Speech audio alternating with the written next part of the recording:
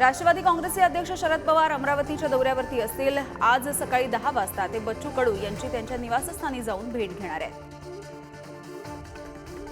सामाजिक मागासलेपणाच्या निकषासाठी 7 मुद्दे निश्चित करण्यात आले आहेत। पुण्यामधल्या राज्य मागासवर्ग आयोगाच्या बैठकीमध्ये हे मुद्दे निश्चित झालेले आहेत। शैक्षणिक निकषांमध्ये 6 मुद्द्यांचा समावेश आहे। मराठा समाजाला आरक्षण देण्यासाठी राज्यातील सर्वेक्षण या आठवड्यामध्ये सुरू होण्याची शक्यता आहे। त्याबद्दलच्या निकषाबाबत राज्य मागासवर्ग आयोगाच्या बैठकीमध्ये बुधवारी पुण्यामध्ये चर्चा झाली आहे। आयोगाची पुढची बैठक ही 4 जानेवारीला होणार आहे। मराठवाड्यामध्ये कुणबी नोंदी कमी सापडलेल्या आहेत, त्यामुळे शिंदे समितीने मराठवाड्यासह राज्यामध्ये पुन्हा एकदा काम करावं अशी मागणी मराठा नेते मनोज जरांगे पाटील यांनी संदीपान भुमरे यांच्याकडे केली आहे। त्यामुळे ही समिती पुन्हा एकदा मराठवाड्यामध्ये जाणार आहे।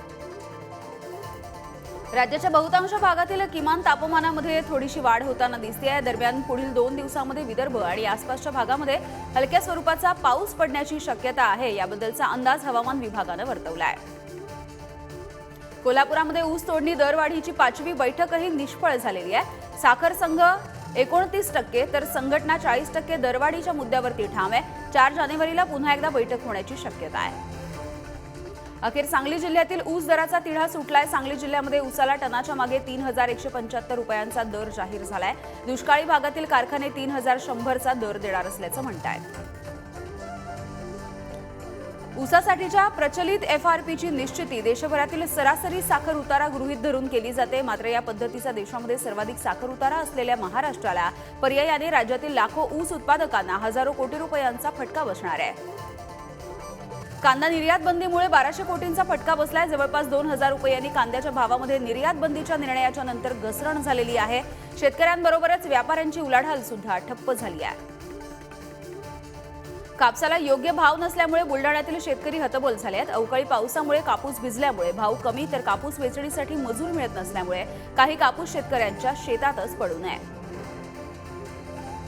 जळगाव जिल्हा हा केळीसाठी प्रसिद्ध आहे। मात्र वाढत्या थंडीमुळे केळी पिकावर आणि घड यावरती रोगराईला सुरुवात होते, त्यामुळे केळीचे घड तसंच केळीचा खोड वाढण्यासाठी मोठ्या अडचणी सुरू आहेत। विदर्भातील नागपूर, अमरावती आणि बुलढाणा या 3 जिल्ह्यामध्ये आधुनिक संत्री प्रक्रियेची केंद्र उभारली जाणार आहेत। यासाठी सुमारे 40 कोटी रुपयांच्या योजनेला मंजुरी दिली गेली आहे। नंदुरबार जिल्ह्यामध्ये कापूस आणि सोयाबीनची मोठ्या प्रमाणावर लागवड केली जात असते। सोयाबीनची चांगली आवक सुरू झाली आहे। आवक जास्त असल्यामुळे सोयाबीनला अपेक्षेपेक्षा कमी भाव मिळतोय। नंदुरबार जिल्ह्यातील दुर्गम भागासह दक्षिण पट्ट्यामध्ये मक्याची लागवड मोठ्या प्रमाणावर केली जाते। खरीप हंगामातील मकईच्या तोडणीला सुरुवात झाली असून नंदुरबार कृषी उत्पन्न बाजार समितीमध्ये आवक मोठ्या प्रमाणावरती वाढली आहे। सांगली जिल्ह्यामध्ये रासायनिक खतांच्या दरामध्ये तब्बल 40% वाढ होती आहे। कंपन्यांच्या मनमानीमुळे शेतकरी आता मेटाकुटीला आलाय। पिकांचं उत्पादन घटलंय आणि त्यामुळे केलेला खर्च सुद्धा निघणं अवघड होत आहे। वाशिम जिल्ह्यामध्ये सोयाबीनच्या दरामध्ये घट झाल्यामुळे शेतकरी अडचणीत सापडले आहेत। बाजार समितीमध्ये आवक वाढल्याचा हा परिणाम मानला जातोय। पालघरमधल्या जव्हार मोखाडा परिसरामध्ये डिसेंबर महिन्याच्या मध्यापासूनच पाणी टंचाई भेडसावायला सुरुवात झाली आहे। मोखाडा तालुक्यातील काही गावांमध्ये विहिरीतील पाण्याने मात्र तळ गाठलाय।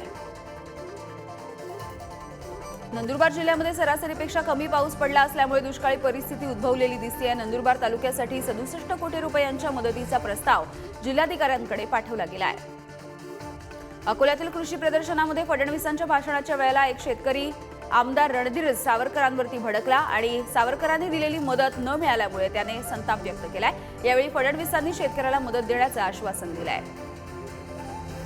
कोरेगाव भीमा इथल्या विजयस्तंभाला अभिवादन करण्यासाठी राज्यासह वेगवेगळ्या राज्यामधून 30 लाख भीम अनुयायी हे अभिवादनासाठी येतील अशी शक्यता आहे आणि त्यानुसार प्रशासनाने पायाभूत सुविधा उपलब्ध करून दिल्या आहेत।